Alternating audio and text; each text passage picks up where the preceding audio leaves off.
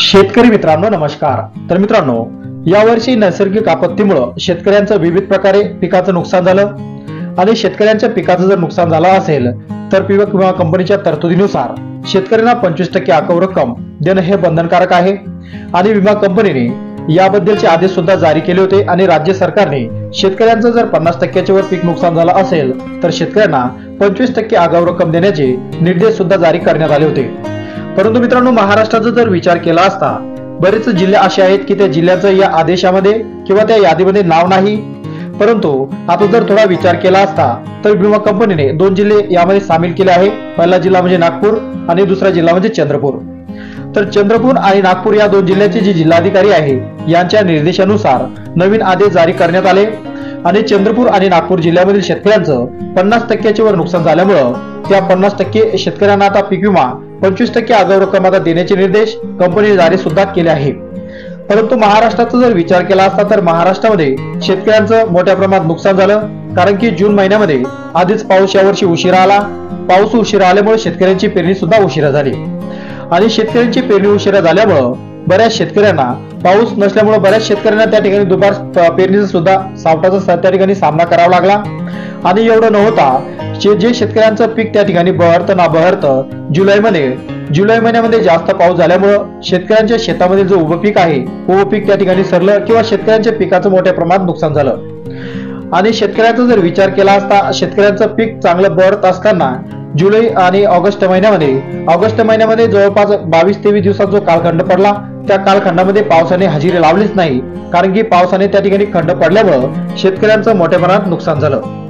25% शेतकऱ्यांचा जो आगाऊ विमा होता तो कंपनीने मान्य केला होता। राज्याचे कृषी मंत्री धनंजय मुंडे यांनी जे जिल्ह्यामधील ज्या शेतकऱ्यांचं मोठ्या प्रमाणात नुकसान झालं त्या ठिकाणी सर्वे केला असता शेतकऱ्यांनी याची तक्रार सुद्धा जाहीर केली आणि संपूर्ण आदेश आणि संपूर्ण कामकाज हे कृषी मंत्री यांनी पीक विमा कंपनीकडे याचे निर्देश सुद्धा पाठवले।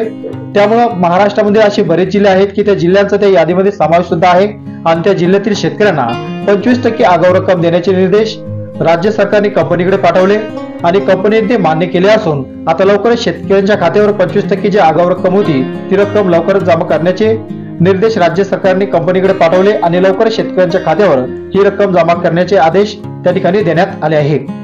परंतु महाराष्ट्रामध्ये असे बरेच जिल्हे आहेत की त्या जिल्ह्यातील शेतकऱ्यांचं मोठ्या प्रमाणात नुकसान झालं तर त्या जिल्ह्यातील शेतकऱ्यांचं ते यादीमध्ये नाव नाही किंवा त्या जिल्ह्यांचा ते यादीमध्ये आदेश यादीमध्ये समावेश नाही।